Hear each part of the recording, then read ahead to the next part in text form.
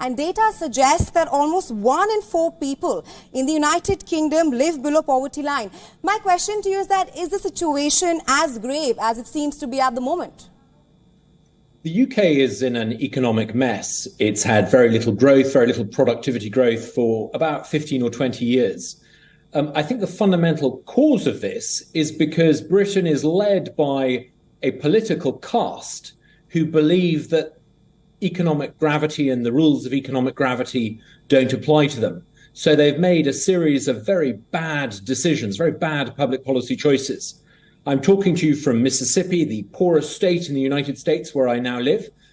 The poorest state in the United States, Mississippi, now has a per person output higher than that of the United Kingdom. In other words, the poorest state in America is now doing better than the United Kingdom. And I think that tells you not only that the UK has done some very bad public policy choices, but it shows you that southern United States, like Mississippi, like Texas, like Florida, have done some really sensible public policy choices. So I think the key is, what is it that Britain is doing wrong, and what is it that the southern United States is getting right? Absolutely, sir. That being said, UK Prime Minister Rishi Sunak also hinted at a possible recession in 2024 and said that it could be a difficult year for the United Kingdom. How imminent is the threat of a recession?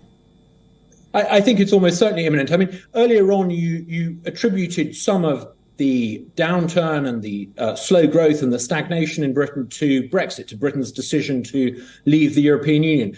I'm not sure that's actually true, because actually, if you look at Germany, Germany is already in recession. If leaving the European Union was the cause of Britain's problems, you would expect Britain to perform worse than European Union countries. If anything, actually, Britain is doing marginally better than them. But Europe overall is in a mess. And I think the reason why Britain is in a mess is because it's done a number of things, not Brexit so much. It certainly failed to take full advantage of Brexit. But Britain and Europe collectively have done a number of things that are catastrophic for the economy. They've made choices about energy policy, for example, in marked contrast, for example, to India. And I think it turns out that the European decisions on net zero are the wrong choices. I think India, by contrast, has made some good choices. I think Britain has made some poor choices on tax and on regulation. And I think Rishi Sunak has basically been the inheritor of 20 or 30 years of bad economic policy. And the chances of him being able to turn this around in a few months or a couple of years before the next election, I'm afraid for him, are very slim indeed.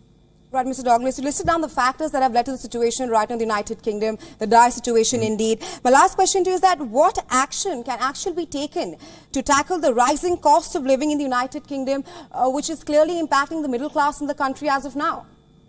Well, the reason why Britain is in a mess and Mississippi and the United States is growing, the first thing is lower taxes. Britain should lower taxes. It should reduce the size of government and cut government spending. Britain should also radically deregulate. Britain has lots of rules that it inherited from when it was in the European Union. It needs to get rid of them. It also needs to have free trade agreements. It would be great for Britain, and incidentally, I think it would be great for India, if we had a proper free trade agreement with India. So I think there are things that we can do to cut the cost of living. One of the best ways of cutting the cost of living is to make it easier to import goods. If we get rid of tariffs and make it easier, for example, for British people to import goods from India, that would directly help people in a cost of living crisis. Getting rid of all the green regulations on energy, net zero, getting rid of all of that, I think, would be a step in the right direction. India is growing phenomenally fast, 6 or 7% a year, which after 10 or 15 years compound interest, that is phenomenal growth. Britain, I think, should learn not just from the southern United States. It should look at countries like India and figure out what is it that has allowed India to go from being a slow growth country 40 years ago to one of the fastest success stories of the 2020s. All right. Well, Mr. Douglas Carswell, thank you so much for joining us on the broadcast with your insights and inputs on this. Thank you for having me.